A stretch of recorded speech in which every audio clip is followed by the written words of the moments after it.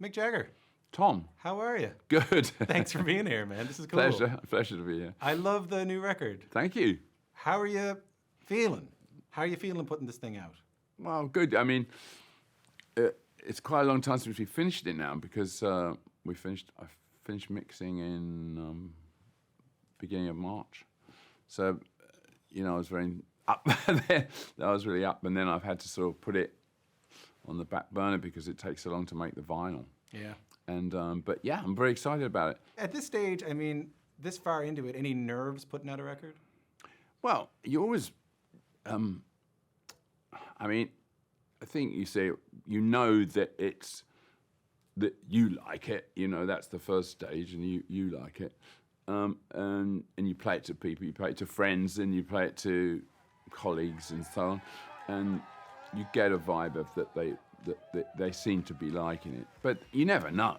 When you come out with something, you never know. The mood can be down on you maybe for some reason. Yeah. But I mean, I think it's been pretty positive reaction so far. People have only heard Angry. So. Yeah. But it seems to be pretty positive so far. Angry's a great song. I hear that melody ringing in my brain. Just keep the memories, don't have to be ashamed. Don't get angry with me. It's a good one. I love that it's a Jagger Richards. I loved seeing you two on stage together because I've been doing research for this interview for, I'll say, a month. Okay, Like, it was a lot. Yeah, like reading books and reading articles and reading interviews all the way back to like 62 up till now. And it's funny to see the Keith thing come up over and over again. Like, where are you now writing songs together?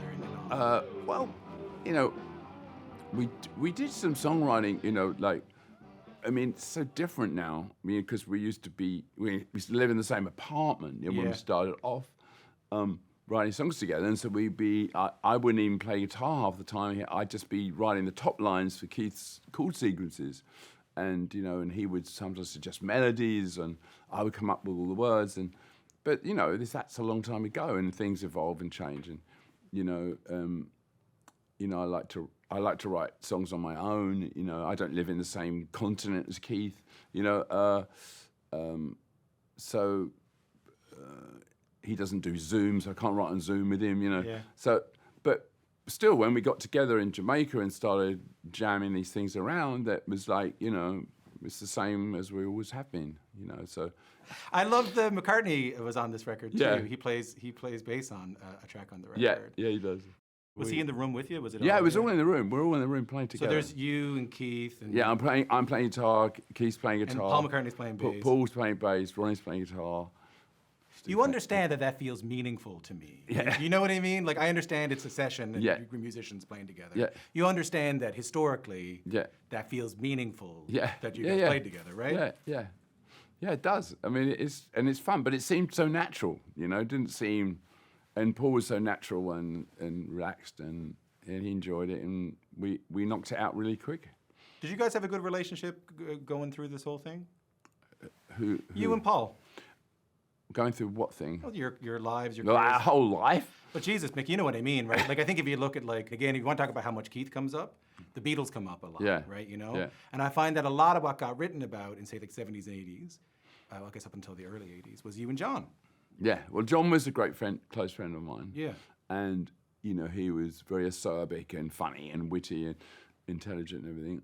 But I also knew Paul, who's a different kind of personality. I've always been friends with him. And we don't see each other that much, but we do sort of text each other, and so we sort of keep in touch. I've sort of been trying to figure out how to talk to you about this part, and only not because it's controversial, but only because it's a bit emotional, to be honest. With Charlie on the record, I was so happy when I looked at the track listing, and I saw that Charlie plays on this record. Yeah. Charlie, what's... So these are older Charlie. 2019. It's not that long ago. No.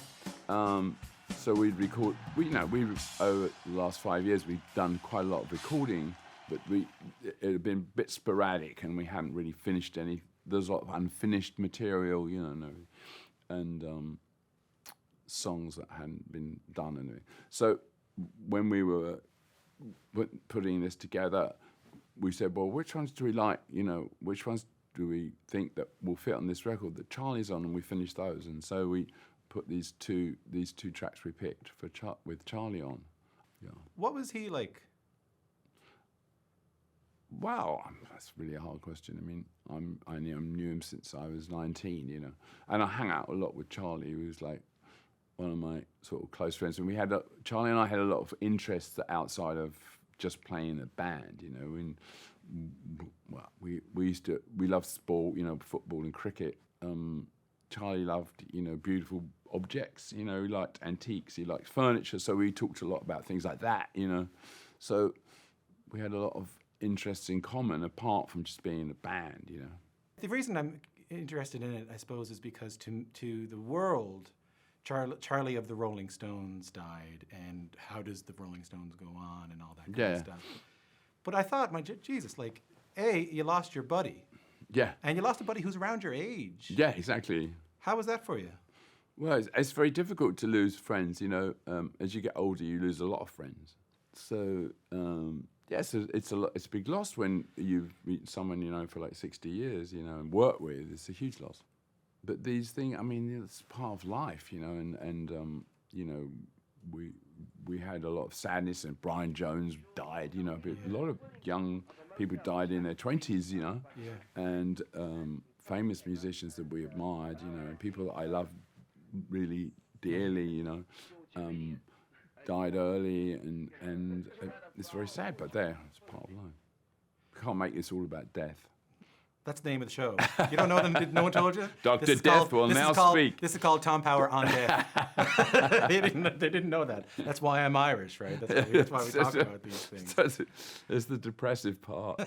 It's an amazing feat, man, to see this band go on for 60 years. I mean, and I'd like to think about everything you just told me, to be honest. We're not going to talk about death, but think about losing Brian. Yeah. Think about losing Charlie, but also thinking about the changing of the music industry. You know, you and I were talking about the early days, and then you want to talk about vinyls to 8-tracks to tapes to CDs. You're not going to have an answer to this question, but I'm never going to get a chance to ask it to you, so I'm going to ask it to you anyway. How do you lead a band through all that? By staying abreast of what's going on. What do you mean? Well, you have to kind of vaguely, I'm not saying I'm slavishly trying to be at the cutting edge of everything, but you have to understand how things work, in the current world. The record business being a business of technology, it never stays the same. It never stayed the same, ever. But I've talked to people who are of your generation in music, and some who are still making music, yeah. And a lot of them are sort of mired in nostalgia. And they'll say to me things like, Tom, it was never as good as it was back in there. Or like, I'm not even going to put my stuff on Spotify. Or, they get sort of fortified in an era, but you never seem to do that. Well, no, but you don't want to do that. That's ridiculous. Because you're available on everything. You want to buy a vinyl Rolling Stones record, you can buy one if you want to buy. But not just format, kind of everything. Like the Rolling Stones you never allow them to be fortified in like a retro thing. Yeah.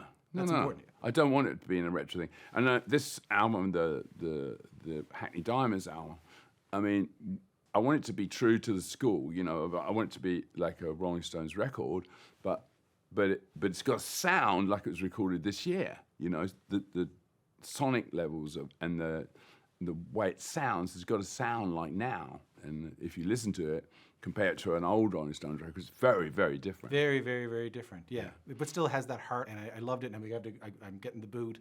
But I'll tell you, man, I love the record. Thank you. I hope it's not the last one. No, it's not. We're 2/3 through the next one. So I'll see you again in a couple of years. Yeah. Yeah, right. Hopefully. Yeah. Thanks very much, Tom. Listen, you'll last. I might not. That's I hope so. Thanks very much. Thanks, Mick. I appreciate it. Thank you.